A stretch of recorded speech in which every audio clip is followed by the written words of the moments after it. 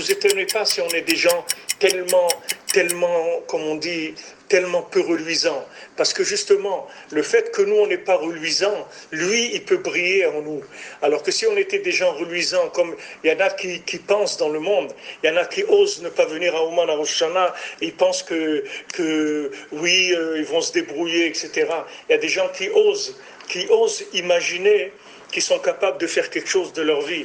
À bon entendeur, salut, je vous souhaite vraiment du courage. Celui qui croit qu'il va faire quelque chose de sa vie, je vous souhaite vraiment, vraiment du courage.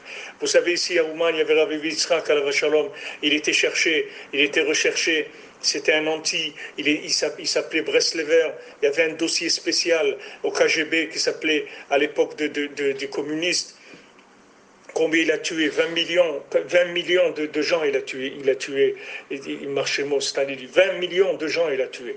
Alors, il y avait un dossier qui s'appelait Breslev anti-révolutionnaire. C'est-à-dire les Breslev, ils étaient considérés comme des anti-révolutionnaires, anti-bolcheviques. C'était des gens qui étaient opposés au système. Pourquoi? Parce qu'ils étudiaient la Torah, parce qu'ils ne travaillaient pas, parce qu'ils avaient des choses qui étaient contre le système.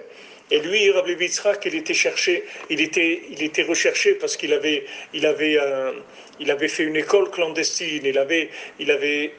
C'est lui qui distribuait les matzot à Pessah aux gens. Il recevait de l'argent de Pologne pour faire de la tzedaka ici à Ouman, etc. Donc il a été repéré comme un des chefs anti-révolutionnaires. Donc sa tête, elle était mise à prix, c'est-à-dire qu'il était condamné à mort. Il s'est sauvé, il a été habité à Moscou. Il passait plusieurs heures tous les jours pour aller travailler. Il habitait dans la banlieue de Moscou. Mais quand il est arrivé à Rosh Hashanah, alors il s'est préparé à venir à Ouman. Tous les gens lui ont dit, mais tu es fou, ils vont te tuer. Ils attendent que ça. Tu vas arriver là-bas, ils vont te tuer. Rabbi Yitzhak, il a écouté personne. Il a dit, moi, j'ai plus peur de ne pas aller que d'aller et de me faire tuer. Ne pas être à Ouman à Rosh Hashanah, c'est un davar kazé. Il n'y a pas une chose comme ça, c'est impossible. C'est impossible, c'est quelque chose que de ne pas être à Ouman à Rosh Hashanah, je ne peux pas imaginer vivre si je ne suis pas à Ouman à Rosh Hashanah. Donc il s'est fait des pansements sur la tête, des trucs. Il est descendu une station de train avant Ouman. Et quand même, ils l'ont repéré. Il y avait un mouchard. Il l'a vendu. Et il a passé tout le Rosh Hashanah caché dans une souka. Il a prié tout seul, caché dans la souka de quelqu'un.